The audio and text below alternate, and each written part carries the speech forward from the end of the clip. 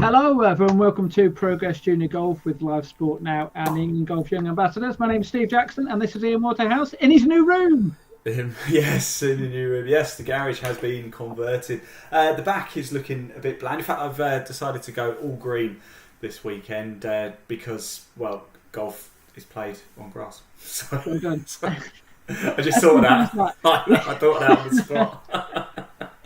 We're very simple on this show. Now, this podcast is all about junior golf. It's about the next generation of golfers. It's about trying to get more boys and girls playing the game of golf. This is show number 28, and it's the first subject matter of 2023.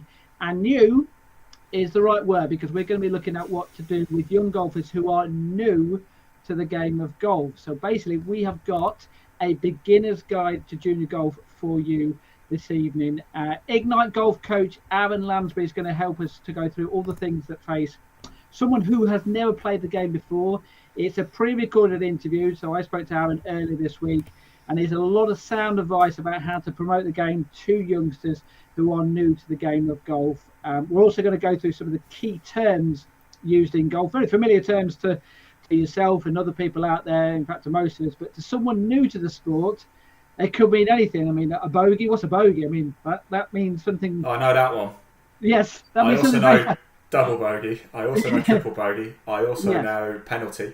I'm not so good with birdie or eagle. I'm not sure what they are. No, don't get many. I don't get them. no. But even simple things like the fairways, pars, things like that. So we're going to go through all that kind of. I mean, basically, we're going to ask a very simple question for this show: what is golf? And we're going to cover it, and it's going to be very, very simple. We're going to try and cover all the aspects of a beginner's guide to it.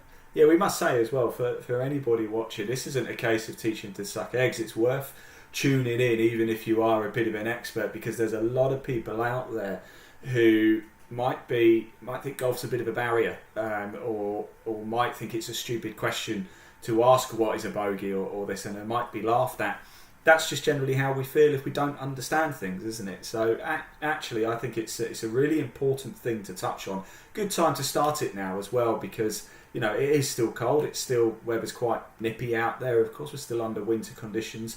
But people will be starting to think, this year I'm going to give golf a crack. But where do I start? How do I begin? How do I make sure when I turn up at the golf club, there's all this jargon going on and I fit in, and I don't embarrass myself. Not that you would, but, it's just, I think that's important. With this as well, we always ask a question. This year we're going to have a podcast question, aren't we, as well, Steve? And today's question is quite simple. It's how old were you when you started playing golf? Please do comment below. We can see your comments. The live chat is open at Live Sport Now on YouTube. There's a link in the body of this broadcast to take straight there. Make sure you hit subscribe so you can watch live golf in 2023. But if you comment in the live chat, we can show it on screen, just so long as you keep it clean, of course. But do get your comments coming in. This is your show. We want to hear from you. Steve, back to you. I'll answer the question and you can answer the question as well. I think realistically, my first time actually on a golf course, a bit of pitch and putts and all that kind of crazy golf, very, very young. But I think I was 10 years old when I first really started playing golf. What about yourself? I learnt to play golf at Fleet Pitch and Putt in Hampshire, and I think I was probably about 8 or 9 when I first started. So two people here who started very young. Now we have stated this is a podcast obviously about junior golf, but we're talking also about parents as well who may be very new to the game as well. So although it's geared towards juniors and them learning the game as well, it's also parents and supporters. Might well be a grandparent or someone like that who wants to take their child or their grandchild to play golf. Well, if they don't know anything at all about it, we're here to help with that as well. Absolutely. Right. So big. Before you go, Steve, we've had a comment coming in actually. Here Chloe plays golf. She's commented on YouTube. She was 13. There you go. So yes, 13. So a good age as well, start your teenage years, and I'm guessing Chloe is a girl as well. So really important as well that we get girls playing the game of golf as well. So we'll be covering boys and girls throughout the podcast and talking about lots of different things. So if anyone else wants to get their answer to the question, how old were they when they started playing golf, then please get in touch. Yep. Right. First things first, so let's cover the golf news then. We'll keep it fairly short because we've got a lot to cover, obviously, in the main podcast.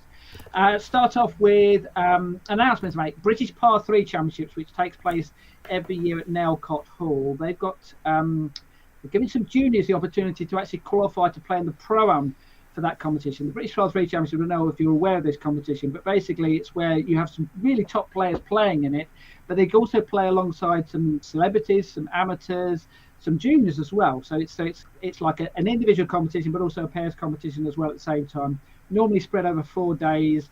The actual main competition is the 2 middle days where the big pros play. And when I say big pros, there's been some seriously good winners of that. I think off the top of it, I think Tommy Fleetwood has won it.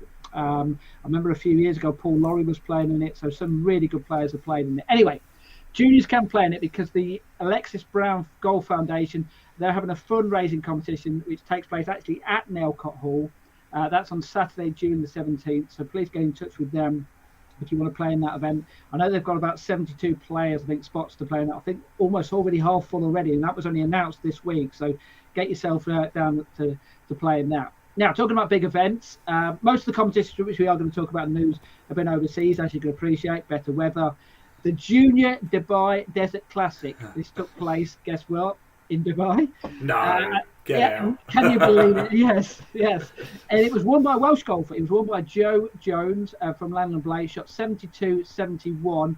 And his prize, not a bad little prize, was an hour's golf clinic with somebody called Rory McIlroy. Congratulations to Rory as well, actually. Of course, this was his preparation. This was the days ahead of that where he was doing a little bit of practice for, of course, the main event, which Rory, as you mentioned there, went on a minute. That's them two, and this is fantastic because that was them two having a bit of a driving competition to see who can hit it furthest. And I think from what they can gather, although they didn't have a trackman on it, it was very, very close. So obviously Joe can hit a big ball if he can keep up with Rory. So I was going to say, what was the point in going toe to toe with Rory and who could hit it further? You know what I mean? I mean, you ain't going to win that, are you? But apparently it was quite close. Well, congratulations, Joe. I'll tell you what, Joe, if you're watching, highly unlikely, but if you are, hello, congratulations. If I was you, I would be going back to Rory and saying, I think I deserve 10% of your winnings for basically coaching you to victory. Absolutely, yes. And when I say it was an hour golf clinic, actually, I think the pair of them spent 2 hours together. So well done to Rory as well for spending a lot of time with him, and then he had to go off and do his media commitments and all that kind of thing. So well done. Good stuff, Rory. Right, staying overseas then, young England side played in the men's octagonal international challenge. This was in Spain, and they finished third. They beat Ireland in the third-fourth playoff. All teenagers in the 6-player squad. So although it was a men's team, all of them teenagers, familiar names as we well know: Harley Smith, Dylan Shaw Radford, Seb Cage, Tyler Weaver, Frank Kennedy, and Josh Berry with the team. The host nation, Spain, they actually won the competition. They beat Netherlands in the final. Staying overseas, in Australian 18-year-old Jeffrey Guan, he won the Avondale Amateur Medal by 5 shots. John Goff, who of course a player who you'll know very well. The nicest bloke you'll ever meet, John Goff, as well. He finished runner-up in them. And perfect link in because he is playing in the Sunningdale Foursomes, which you are covering, which takes place in early May. Lots of teenagers in the field. The field has been announced. Not May, March. March, sorry. Did I say May? Yes, March. Okay, yeah. They both begin MA. Yes, that's it. Yes. So just some of the players who are playing in it. So actually 3 of the ones we mentioned there: Josh Berry, Seb Cate, and Harley Smith. They're all playing in it. And some of the big names that are playing in it: Georges Hall, Charlie Hull, Andy Sullivan, Callum Shinquin, who did very well over in Dubai in the European, the DP World Tour event there. I think he's actually broke into the top 100 in the world. So therefore, we've got a top 100 world player men's side, and then of course Charlie and Georgia, 2 of the top players on the women's game as well. The defending champions, though, are not playing. That's Rachel Gawley and Lottie Woad. Yeah. So we'll have to hold fire, passing on our congratulations to Lottie, because she has been nominated for a big award this week. What nomination has she been nominated for, Ian? I don't know. What's she been nominated for? the England Golf Awards. They've had their shortlist. Oh, I did see that. I did see that. I thought you were going to say like BBC Young Sports Person of the Year or something. Yeah, No, it was the England Golf Awards. So basically, she's been nominated. Actually, bearing in mind that it's Performance of the Year, there's only 4 nominees for this. Actually, John Golf has been nominated, but she's been nominated for 2 of them because she's been nominated first for winning the British Girls Championship, which she won. Yeah. We covered that in the news the last time when we did a review of last year. Fantastic scoring. And also, she was part of the England women's team, which retained the European Team Championship as well. So well done to her. 2 of the 4 nominations for that. Actually, the other player as well, another teenager, another one we just mentioned, Dylan Shaw Radford. He won the English Boys Championship. So they're up for that award. Won't go through all the nominations for all the different awards, but perhaps the one we should cover is the Young Volunteer of the Year, because all teenagers for this. Abby Frodsham from Wallasey in Cheshire, Abigail Scott from Kenwick Park in Lincolnshire, Alex Bonfield from Fulford in Yorkshire, and Emily Horsted from Woodall Spa, who has been on the podcast previously and will be on the podcast coming up in a few weeks' time as well. So best of luck for them. That is supported by the Golf Foundation. So well done to them. Fantastic. Yes. Actually, I will mention a couple of the other awards. Sustainability Project of the Year. The reason why I mentioned this is because Woburn have been nominated, and the reason why the smile came on your face there is because guess where we are tomorrow? We are at Woburn tomorrow, yes. And what are we doing tomorrow? We're not going to mention any names who's going to be involved, but we are going to be doing an outside broadcast for our next podcast. Very, very special guest on that show, and so more to be revealed in the next few days. Oops. Did I give a clue away? Did you get up?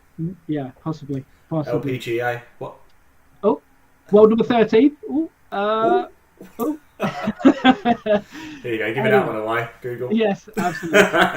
Yeah. Right. Some of the other awards: Diversity and Inclusion Champion of the Year, Brent Valley Golf Academy. They're one of the ones who've been nominated. They've done a lot of work for junior golf. County of the Year, Club of the Year. Those tournament venue of the year. These are nominations.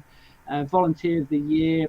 The Women and Girls Trailblazer, actually a couple of people who've been heavily involved in junior golf. Anita Higginson, who's the Leicestershire County Junior Organiser, she's been nominated. And also Kelly Bridges from down in Dorset, done a lot of work with junior golf there. And finally, the one which we must mention, the Participation and Development Coach of the Year. Amy Taylor from Hinckley has been nominated. Kevin Flynn from Tornbury down in Hampshire. Mike Dodd from Sturminster Marshall. And finally, the last nomination is Aaron Lansberry from Stonebridge Golf Club and Ignite Golf Club, who is, of course, our guest for the podcast this evening. Just quickly, Steve, do you know who's hosting the England Golf Awards? Do you know who's hosting? I think it's Claire Boulding, I understand. Is that correct?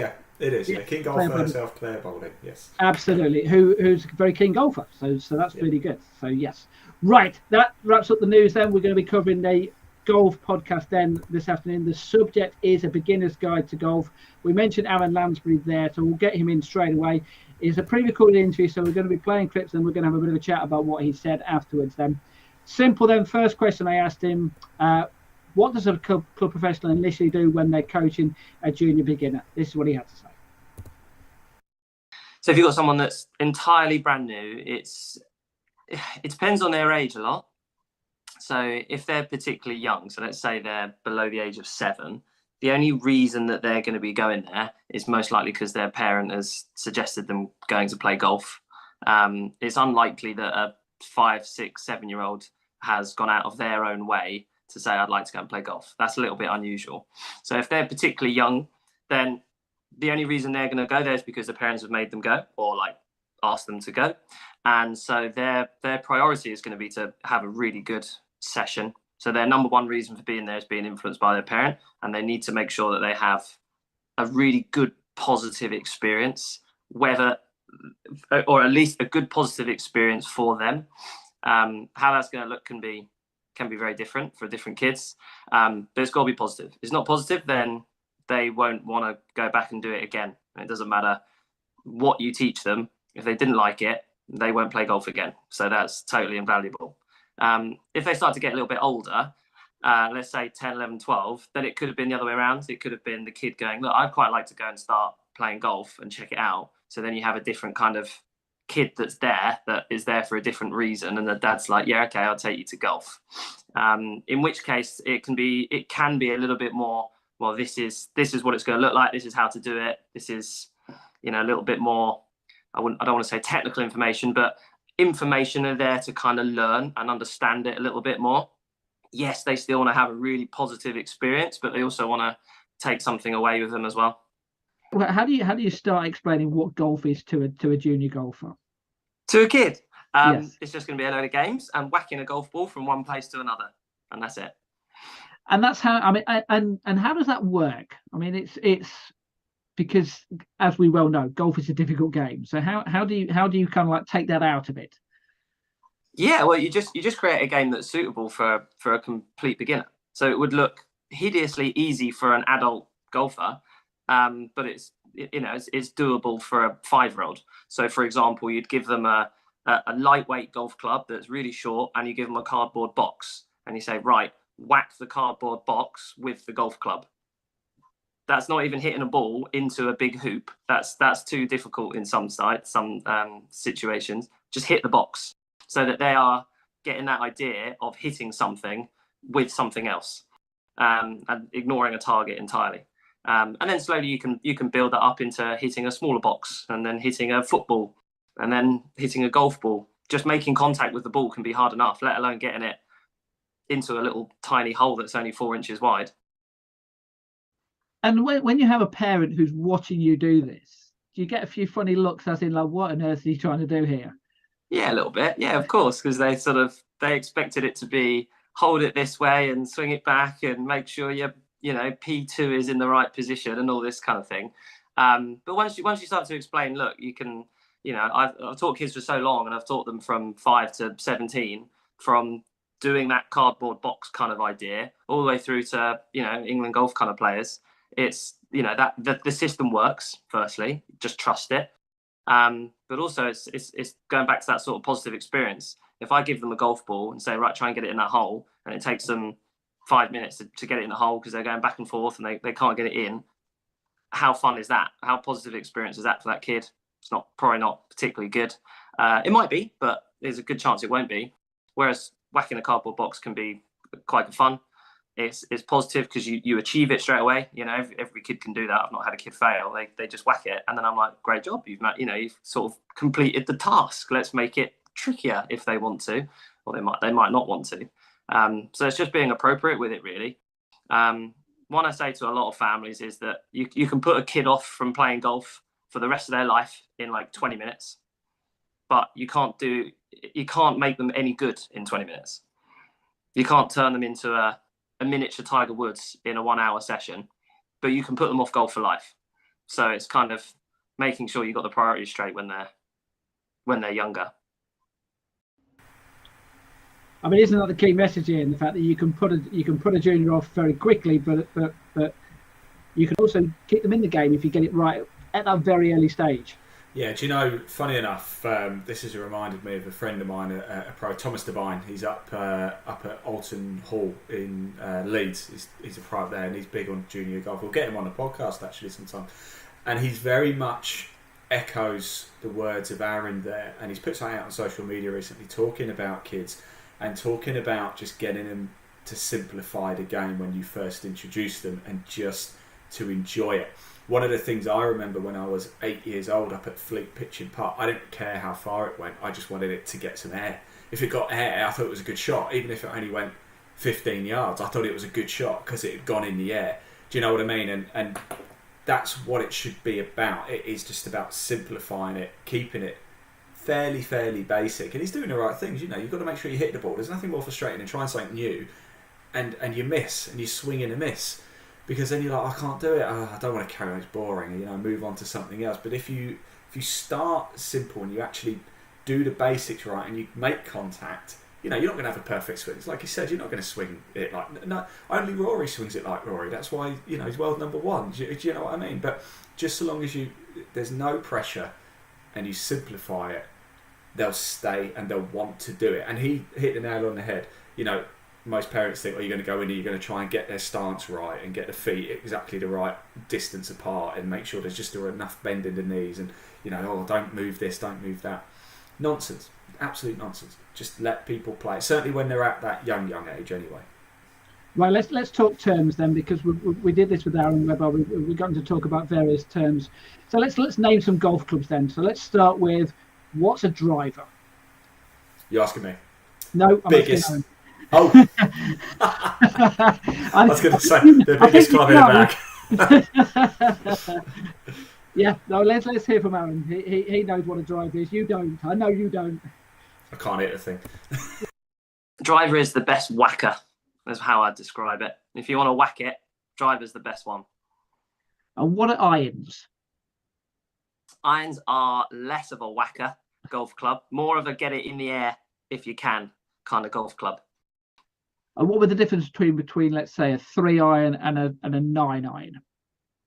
3-iron would, in theory, go a lot lower and go a lot further than a 9-iron. 9-iron's going to go higher and shorter. And what's a putter? A putter is a tapper. So a putter is the one you use just to tickle the ball, to tap the ball, and to get it into the hole. So you'd use that when you're very close to the flag. A hybrid. What's a hybrid? So a hybrid is in between a driver and an iron. So as it says, it's kind of blended. So it's like a driver or whacker that you can use on the ground. Normally a driver, you'd only use it on a tee. And a wedge, which could be a sand wedge, it could be a pitching wedge, it could be a lob wedge. What's a wedge? So a wedge should go very, very high. It should help you to get out of things, so out of a bunker. If you're in a bunker, you're below the height of the ground, so you need it to go high to get it out. So that's how you're describing the different clubs. Obviously very basic for what we know, but it's important that the kids know what the difference is between the particular clubs. Right, we'll get another interview then with Aaron. The question I asked him then, what do you start then becoming a little bit more technical when you do the junior coaching? He mentioned a little earlier about very basic. When does it become a little bit more technical then? Normally when I like it most when they ask me, that's the best time. So if I've got, if I've set up a particularly difficult task or station or whatever, let's say, let's keep it really simple, they've got to try and chip it over this hurdle and then onto the green and tap it in, and they've got to do it in like however many shots, right? So they've got to chip it over this hurdle and they can't get it over the hurdle for whatever reason. It's almost like I want to let them struggle and I want to let them play, and then they go around to me and they go, Aaron, I can't get over this hurdle, can you help me? That's like music to my ears. So that's when I really like to help them, because then I know that they're prepared to listen and they have a reason to listen. Whereas if I jump in there before they've done that task and say, look, this is how you do it, until they've really understood the concept of it and it's kind of in context, they won't engage with it. It would just be, yeah, okay, cool. I just want to play it. I just want to do it. So they won't kind of take it on board. So it's only when they have the tricky task and a skill that they can't do, then they go, Aaron needs some help.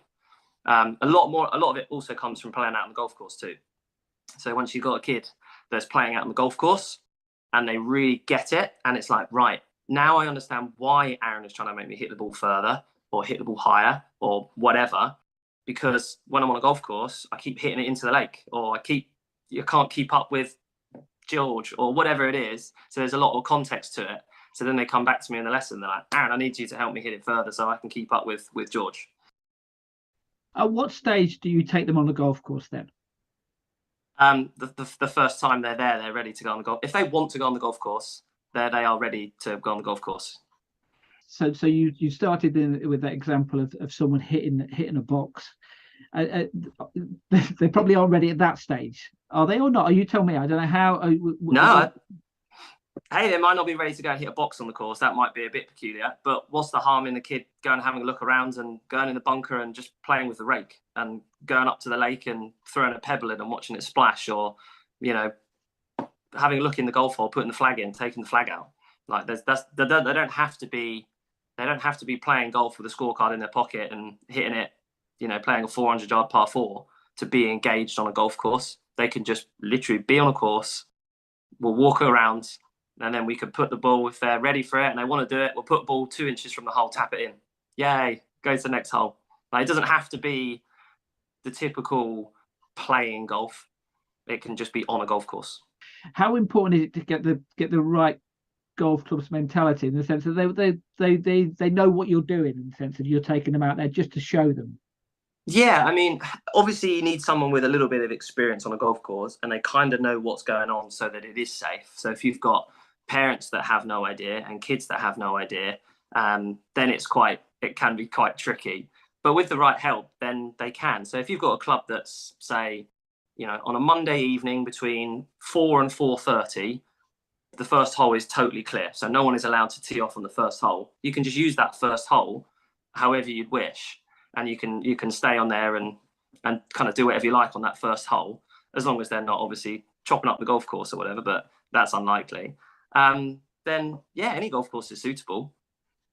Now, obviously, this podcast is called A Beginner's Guide to Junior Golf, but we're also talking about parents here as well, because they might be new to the sport as well. So how much is it not just teaching the child, but also teaching the parent as well about golf?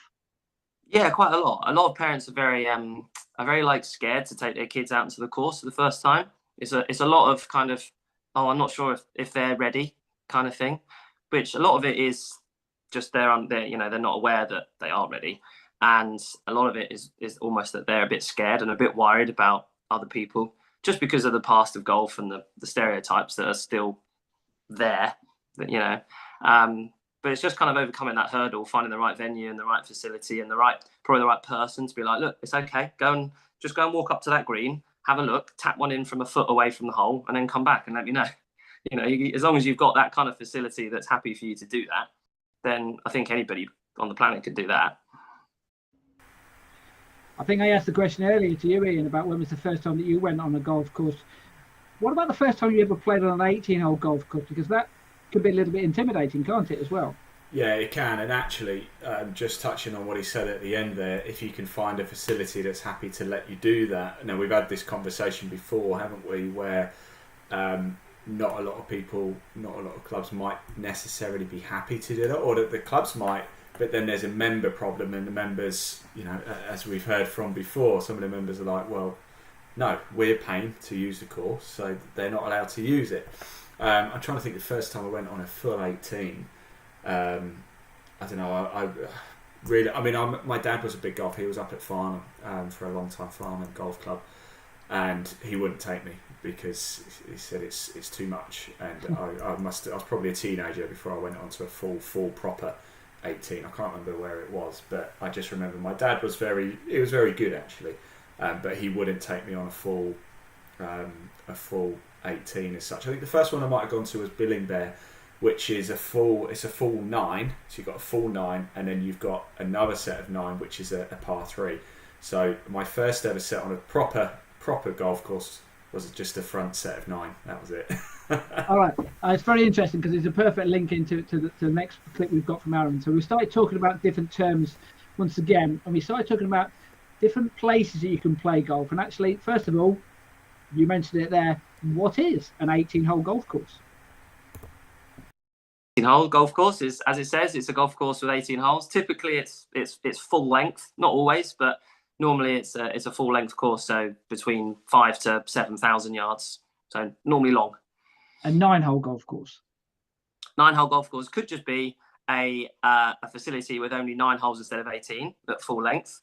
But nearly always they're shorter versions of a full golf course, so they might be half the distance or a third of the distance. So they're typically, not always, but typically more sort of family and junior friendly.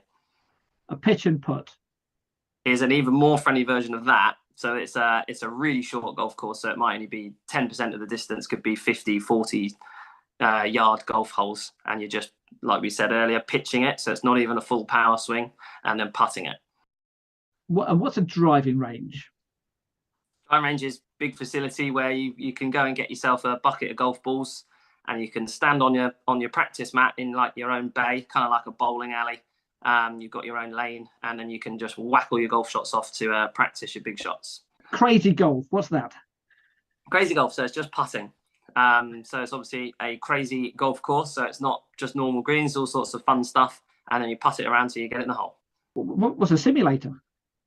A simulator is basically it's a screen, and you hit your golf shot in a room into this screen, and then a little computer machine will figure out where that golf ball has gone based on how it hit the screen, and then it kind of projects it onto the screen, as if you were playing on a golf course for real.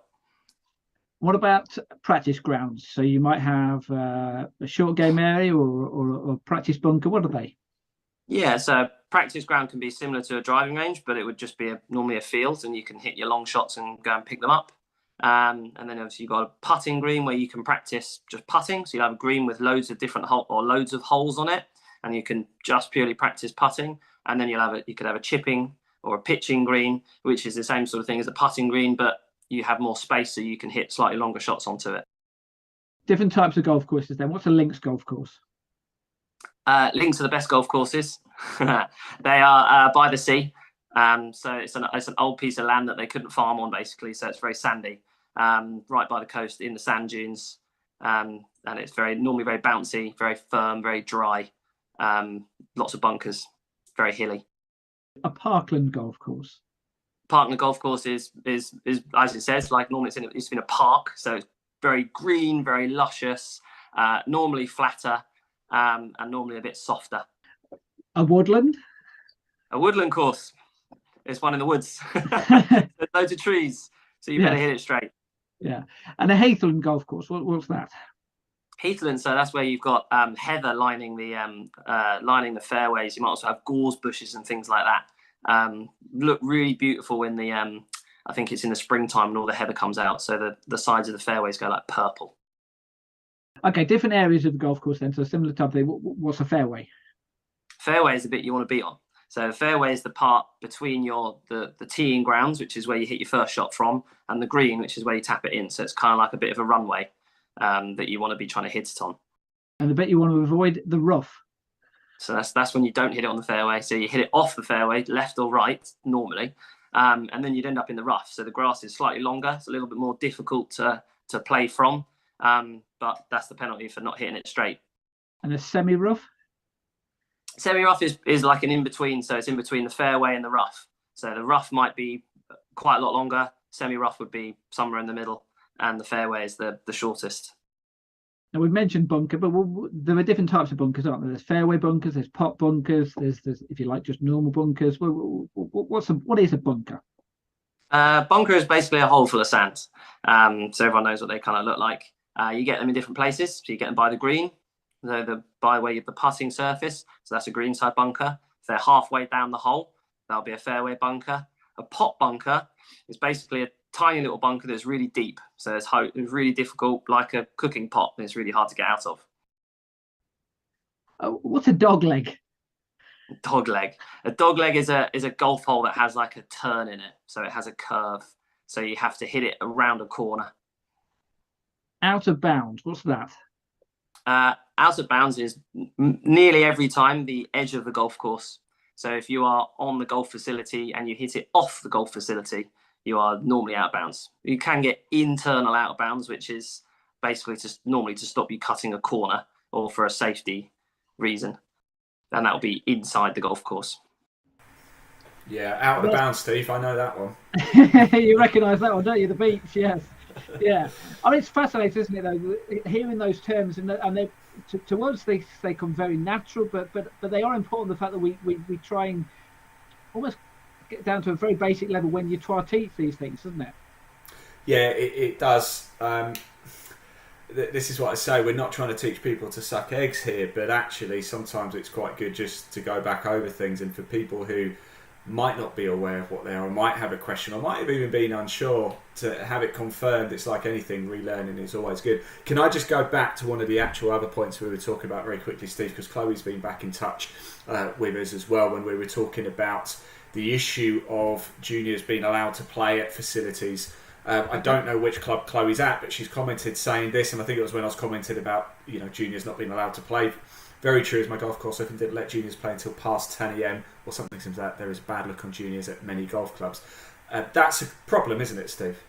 Yeah, absolutely. And we say we don't know what Chloe's golf club is, but it's not dissimilar. There are other golf clubs out there. But we also have to say there are plenty of golf clubs out there which do let juniors out there easily. So, and it's important to try and find them. Now, another subject which I do want to move on to as well, which is talking about golf equipment. So, that's a simple question for yourself. Well, this was obviously a few years ago. What were your clubs like when you first played? I had some hand-me-downs, I know that. Probably adult ones, actually. Absolutely. Realistically. Right, I'm very, very similar with myself. Right, so I asked Aaron about this because obviously it is something important. So I said to him, what type of golf equipment do you recommend that juniors use? This is what he had to say. Golf balls, how much difference does it make with a a relative beginner golfer? Probably not that much, apart from the size. So if you've got a particularly young junior that's very inexperienced, then you'd use a big foam golf ball. You wouldn't use a normal golf ball at all. Only once they're sort of ready and good enough, you'd then use a normal golf ball, and you'd perhaps always tee it up, and then eventually you'd get them playing always on the ground. So that probably passes the golf ball. Golf bags, as long as it's light enough, because I always like the kids to carry their own golf bags instead of parents carrying it for them. Or trolling. I don't mind them trolling their own golf bags, but I quite like the idea of them doing it themselves. And actually golf clubs as well, because they can be, there's obviously adult golf clubs which will be bigger. There are junior golf clubs out there, and there are ones which are specifically designed as well with bigger heads as well. So just describe what that's all about. How does they work? Yeah, sure. Well, having the right golf equipment is really important. It doesn't mean it's particularly costly, but having the right gear can make a massive difference to their overall experience. So if I was to picture it in an adult perspective, if I gave you a sledgehammer that was 7 feet long and with a big lump of hammer on the end, and then said swing it around your head and around your body, you'd have no chance of being able to control it. It would be far too heavy. You wouldn't be able to lift it off the ground. It wouldn't be any good. It wouldn't be good fun. All right. An adult golf club is like that for a child. So if we give them an adult club, it's like that. If we cut down an adult club, it's like cutting down that sledgehammer. It's still really heavy. It's still really difficult to swing it around you. So it's still not quite the right equipment. What we really want is something much lighter. So we use like a graphite shaft, which is lighter than steel, which is typically what you find in adult sets. So it's super duper lightweight. And then the golf club head itself is also very, very lightweight, and it's nice and short. Too short is fine. If you've got a junior club that's too short for the child, that's absolutely fine. But if you've got a club that's too long, then it becomes heavier because the weight is further away from you, so it's harder to swing. So too short over too long with junior clubs all day long. And also the amount of golf clubs that you need. I mean, an adult you might take around 14 golf clubs. With a junior, is it better just to give them perhaps 3 or 4 just to start off with? Yeah, I mean, hey, to start off with, they can just have one. A whacker is great. A driver is great because they can smack it off the first shot. It's going to go far. They're going to need to whack it again really far because if it's on a normal size course, which most of the time you're going to be on, aren't you, or a pitch and putt, you need to whack it again. You can also chip if you've got little like fairway wood kind of 3-wood sort of style driver, the really little ones. You can chip with it, you can putt with it, you can do every shot with it. So you could play a whole round of golf with a 5 or a 6-year-old with just a 3-wood. All right. Once they start to get a little bit better and they start to understand, well, I want this one to go high and I want this one to roll along the floor properly and all that kind of stuff, then you'd start to introduce more clubs. So then you might introduce normally a driver or a 3-wood kind of fairway wood sort of thing, a mid-iron, say an 8, and a putter. So you've got one for big shots, one for reasonably high shots, and one for tapping. And then if they're happy with that, then you might be like, right, should we add another one in that goes even higher than the 8-iron? So you've got the sand wedge. So you keep it simple and you slowly introduce new clubs. Tell a word which came to mind when he was talking about just using the one club was Sevi, and how he started out, because he just had the one golf club, didn't he? When he first started out, and basically he didn't do too badly on the back of that, did he?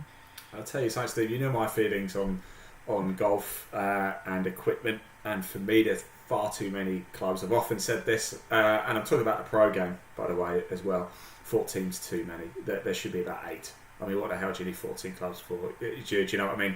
It would speed things up a little bit. It makes the skill even better. We often talk about courses are getting too short because players can just drive it further these days. Well, get rid of some options for them then. Get rid of options, and make it about talent. And of course, then it filters down to the junior game as well. What does a junior need 10 clubs for? What do they need 5 clubs for? Really, like Aaron was saying, give them the driver, because everybody loves a driver and they're light and you can just swing it about. A putter so they can stick it and maybe 2 irons or something like that. A wedge and a 7 iron, and that's it. That's all you need, isn't it? Really, and I think that's probably all you need into your teams, really. Let me tell you, my best ever 9-hole score was playing in a 3 clubs competition. I had a driver, a 7 iron, and a putter, and I shot something silly over 9 holes. But do you know what? It's simple.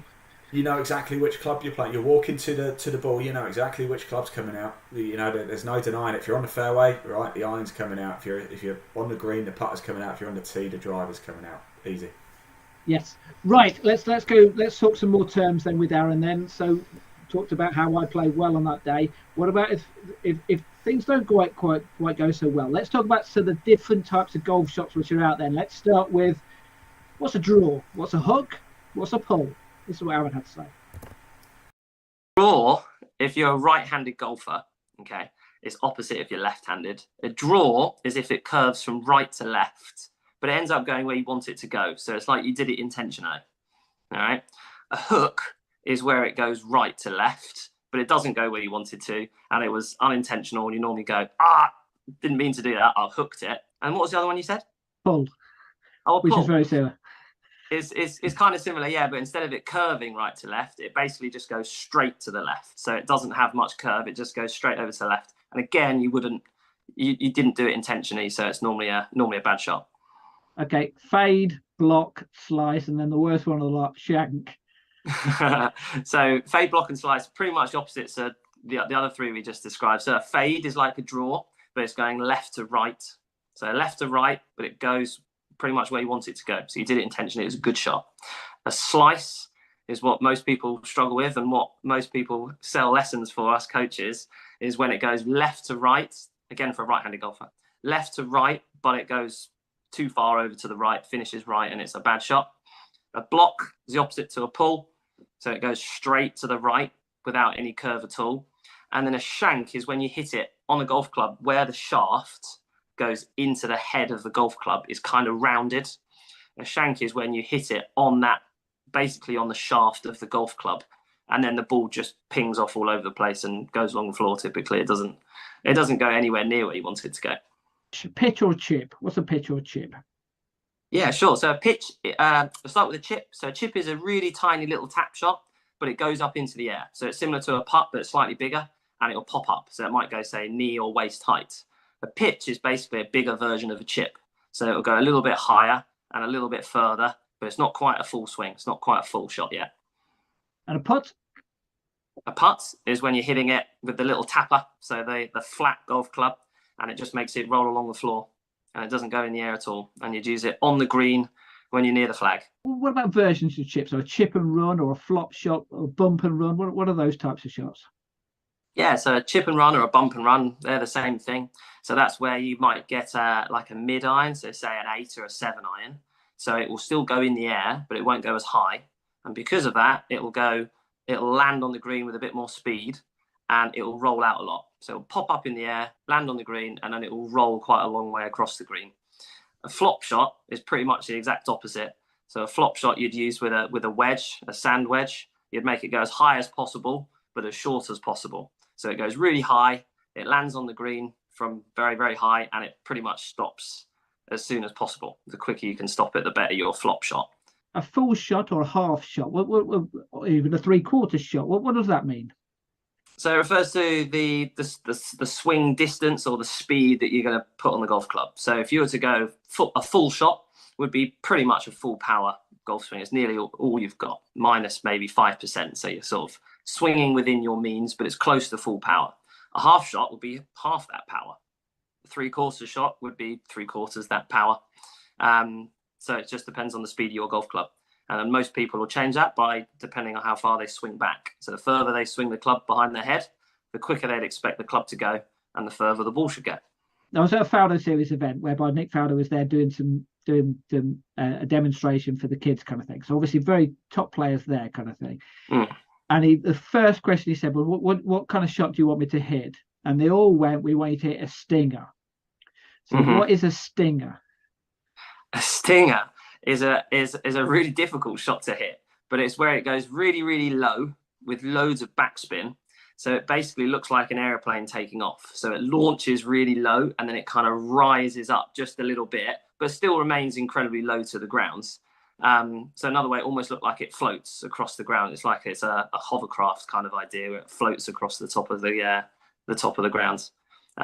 From a camera angle, when people record it, they'll put their camera right behind the ball, and it's very satisfying to watch it kind of launch low and then float across the air or through the air. Right, last one. These are the shots you want to avoid: a top, a fat or duff, and a thin. What are they? Top, as it says, is where you hit the top of the ball. Just like if you were to kick the top of a football, it doesn't go very far. If you hit the top of a golf club, it just goes into the ground, so it doesn't really go anywhere, and then it bounces off. A fat is probably, not probably worse than a top, not really sure, is where you hit the ground before you hit the ball. So when you play a golf shot, we want to hit the ground, depending on how old you are, around the same sort of time or slightly in front of the golf ball. But if your club hits the ground first, it ends up going into the ground, it loses all its speed. So you get like a big cushion on the club face, so it softens the shot. And what was the other one? A thin, did you say? Yeah. A thin. So a thin is where you hit the very middle of the golf ball. So you hit like the equator of the ball. So it goes really, really low. It can go really far depending on the type of club you've got. And if it's cold, it'll hurt your hands. You'll feel it. Oh yeah, I've had a few. Absolutely.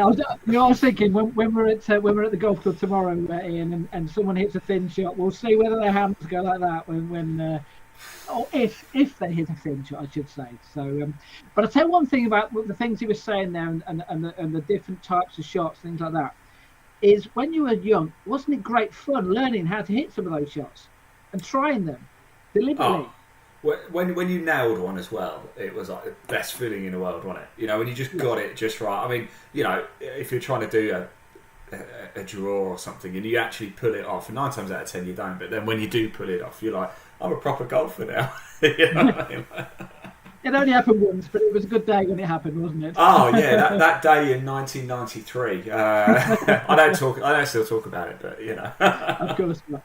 Right, now another thing, we'll get Aaron back on as well, because one of the other things which juniors, we'll say have to learn, but it's something which is part of the game, and that's etiquette. So when do you start talking to juniors about etiquette in golf? I think we only introduced the essentials. So I think we only introduced looking after the golf course. So we sort of pretend that we tell them that it is alive. The grass is living, it's growing, it's breathing. So we have to look after it. So if we do take a divot, well, what do we do, kids? We go up, we pick it up and we put it back in. Or if we accidentally chip the green with our putter, which kids will do, they'll make a little dink in the green. Do we just leave that? No. We sort of pat it back down and try to fix it and look after it. So we kind of give them the essentials to look after the golf course first, because that's far more important. Obviously you've got other things like stepping on people's lines and making sure you've got the right clothing and bits and pieces like that. But at their age, I think that's just, if you're an adult golfer and you can't get over a 7-year-old stepping on your line, then perhaps you shouldn't be playing with 7-year-old golfers. Like, it doesn't really matter, does it? That's not the point of being out on the golf course. It's just gonna put them off. At what stage do you start introducing that then? Perhaps when they're playing a little bit more competitions, is that when you start introducing it a little bit more? Yeah, so we're going away now from like the really youngsters that are starting. Let's say we're going up to 9, 10, 11-year-old golfers that are wanting to try and get a handicap. They're trying to compete in competitions. Then we'll start to introduce the rules really slowly and teach them how to score correctly, how to play fairly, how to do all that kind of stuff and not upset other golfers. So we normally do that in our coaching sessions. So I'll launch a golf ball into the green, make a pitch mark, and then we'll all stand around and watch me repair it, and then they'll all go off and basically make their own pitch marks in the fringe and try to repair their own pitch marks, and so that we're learning how to do it and how to look after the place. You mentioned clothing as well, and that can be a barrier as well within golf clubs as well. So at what stage do you start going, you should be wearing, I don't know, you tell me, when do you start looking at that? To be honest, we don't look at it very much, because if the kid's really into golf and they really like playing golf, they'll start watching other kids play golf. They'll start watching it on TV, so they'll watch the pros, and they'll watch, say, the parents or other club members. So they'll start to look at other people around the club, and they'll start to be like, he's wearing a whatever, a polo shirt, right, and some coloured trousers or whatever. No one's wearing jeans. So it's not that we will teach them, oh, you've got to wear this, this, and this, because that's kind of, it's a bit boring. It's a bit negative. It's a bit, well, I don't want to do that yet. Whereas if they start to see that, they pick up role models so that they will try and copy them. They'll try and imitate them. So they'll be like, oh, Mum, I want a shirt like the teenage lad that's helped. So we have volunteers at our session, for example, that come along and help out. So they'll be like, oh, I want a t-shirt like Miles or Eve or whatever that helps out at our sessions because she looks like a golfer. I want to look like her or him. So that's Aaron talking about etiquette. We have done a podcast obviously on etiquette, Ian, which was fascinating, and also on clothing as well. After you, Steve. After you. Absolutely, after you.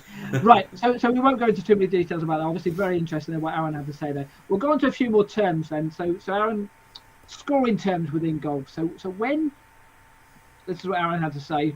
When do you introduce juniors to these then? When do you introduce them to the scoring terms within golf? What are they? That's what I hear. Explaining it quite early on, because it can be quite fun to try and score. I quite like, playing fairly and scoring with a child. So we'll set up lots of golf sort of holes and style holes around the practice area and on the golf course, and then say, right, try and get what we call a par, which we might make up as a different number for different kids. So we could say it's a par 12, and then they have to try to get it in 12 shots. So that's a par. Or on a main golf course, it tends to be perhaps a 3 or 4 or 5. But yeah, obviously you can make it up, kind of thing. What's a birdie? So a birdie is when you go one less than the par. So the par is kind of like the score that you should get, and then birdie is one. Yeah, I don't tend to get those very often. What about an eagle? Even less so. An eagle, what's that? Yeah, so that's 2 less than the par. Someone who's first new to golf and they say the word bogey to them, that would be like completely alien, because obviously it would mean something very, very different. But in golf, what does it mean? It means one more than the par, so one more than you should get. And I've known it. If you know why it's called bogey, I'd be very interested to know. Yeah, we'll find that one out for you. And a double bogey, presumably that is two above par. That's it, 2, and triple bogeys 3, and so on until you can't figure it out anymore. Okay, as far as rules within golf, though, when do you start teaching those? Because that can be overwhelming for juniors, can't it? Yeah, well, I think famously the rule book's like bigger than, it's enormous. It's bigger than most school textbooks. So depending on, you could sit there and do lectures on rules for days. But so we start to introduce the important ones slowly, and then we do it through the little events and the little competitions and the on-course activities that we do.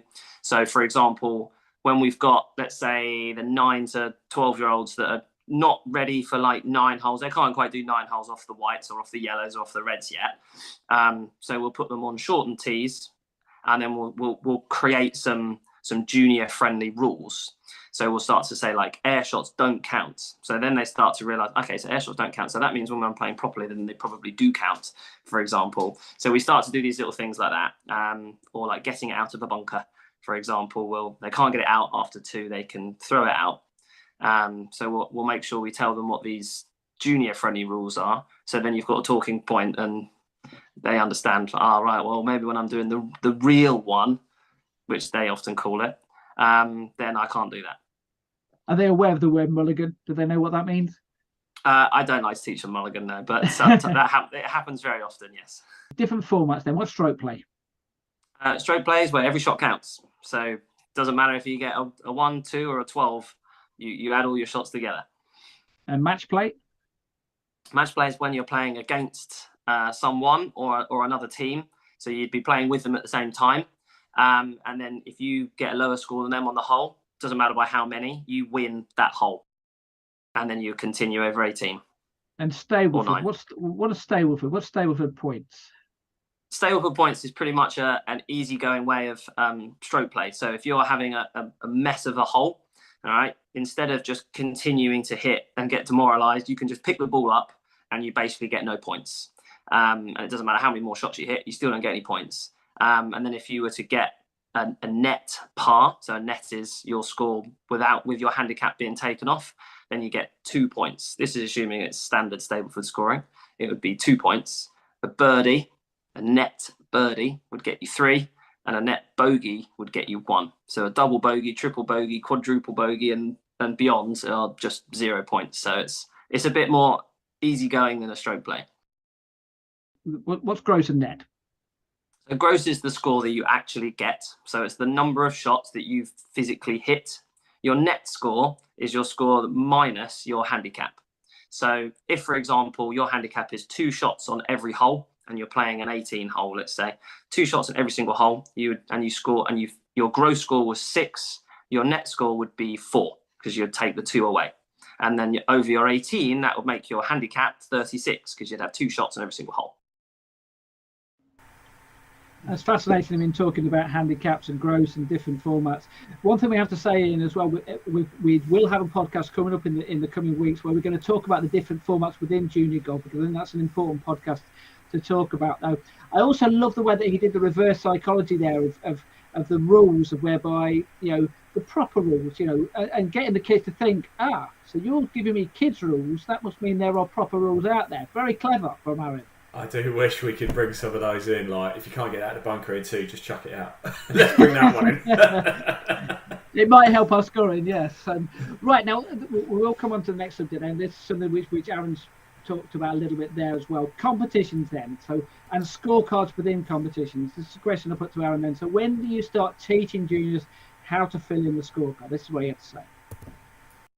First sort of stage that we have as a scorecard is actually a bingo card is our first stage. So they have a card that they can complete, and it's not based on how many shots they hit, but what sort of things they do out on the golf course, and then they get stickers on their bingo card, and then eventually it starts to progress into scoring. We have an adapted Stableford scoring, so it progresses into that, and then it goes into our normal 9-hole junior league, which the club members play. But yeah, we teach them all about that sort of stuff in our coaching sessions: par, birdies, how to score, writing down numbers, playing fairly, taking turns, being safe and standing in the right spot so you don't get clobbered with a golf club. We do a whole system. What steps do you do for them to get their first handicap? Yeah, so their first handicap is an unofficial one. We just make it up and give it to them, and we just base it on shots per hole. So we don't give them a handicap of 42.5, because that's just meaningless to someone that has no idea. So we'll say, right, then you get 4 shots a hole, or you get 3 shots a hole, or 2, or 1, and they play that from the forward tee position, so they're like halfway down the fairway, and then they'll play. So they'll take their 3 shots off on every single hole, and then if they start to do so well on their scores and they're smashing it, basically, we drop them down. So it's like, right, now you only get 2 shots a hole. So they essentially get cut by 8. We have 8-hole competitions. They essentially get cut by 8 shots in one go. And then once they're down to sort of 1-2 shots the hole and they feel that they're ready, then they, like we say, move up into the 9-hole stuff, and they start doing their official handicaps, where it becomes more proper, if you like. And what kind of reaction do you get from the kids when their handicap is going down? Because in theory it means it makes it more difficult for them to win the competition, but equally so is the achievement of getting better at the sport must be also help them as well. Yeah, of course. Yeah, I mean, they like to see their handicap going down. We try to avoid putting too much emphasis on their handicap going down, and we try and do it the other way. It's just that let your handicap follow you. So that's the first thing I say, is we try to say let your handicap follow how good you are, instead of trying to always keep it in front of you and try to push it. Mentally, that's insanely different. And then also just that it's not, as much as it's like a rating, it's not like, it doesn't define you. Like if you are a 12 handicap and I'm a 9 handicap, that doesn't define you as a golfer. It just means you have a different handicap to me. And it's not that important, I think, is the key thing. Because I remember as a kid, and I know loads of kids that get too worked up and obsessed about their handicap being 0.3 higher than it should be. But the reality is, it's like, does it overly matter? Not really. That's not the defining thing that's gonna make them enjoy golf more if their handicap is 0.4 lower. And what different formats do you use when you're playing golf? Because there are many different ways of playing around a golf. So, for example, we've mentioned stroke play, match play, Stableford, but there are pairs events that you can play in. There are team events. There are flag competitions. So, just describe when you use them and why you would use specific ones for I don't know, different times of the year. Yeah, I mean, we do how many? Maybe 5 different like pairs competitions. So our most popular one is our Father's Day pairs. So we'll have a dad and a lad, or a daughter, and they'll go out and play as a team. So they'll play alternate shot. So they'll share a golf ball and they'll take it in turns to hit it. And so we do that quite regularly. So you can also have something like a flag competition, which is where kids get a certain amount of golf shots to get their golf ball as far around the golf course as possible, which is quite nice. We've not really explored a flag golf competition ourselves, but you might get, say, 50 shots, and whoever gets the furthest around the course with their 50 shots is the winner. Presumably you can handicap that as well and say, right, you only get 40, but you get 60, to try and make it fairer. So that's quite a nice format. I think we're yet to explore. Now you might have noticed a really bad edit in that, and that was because Aaron's girlfriend knocked on the window. She'd locked herself out, so we had to cut the interview so he could let his girlfriend in there. So she locked herself out. That's funny. Yeah, I said, Aaron, sorry, we'll use Aaron, that. that's funny. Yeah, I said to Aaron, we won't use it for this, but we'll use it for the outtakes video at the end of the year. So that's been held, Aaron. We're going to use that for you. Hey, we've only had 2 episodes, Steve. We've already got a full episode of outtakes. Now, obviously, this podcast is a beginner's guide to junior golf, but one of the other things which can form part of it as well is how it can also influence older juniors. And this is a question I put to Aaron then. Do you pair the older juniors with the even younger players? This is what he had to say. We do that all the time. So we'll very often get some of the older boys and girls that do play in the 9-hole stuff, and they're county players, which they do it all properly, if you like, and then they'll team up with a little girl or a little boy who hasn't played that much out on the golf course or is only doing the shortened course stuff, and they'll play as a little team.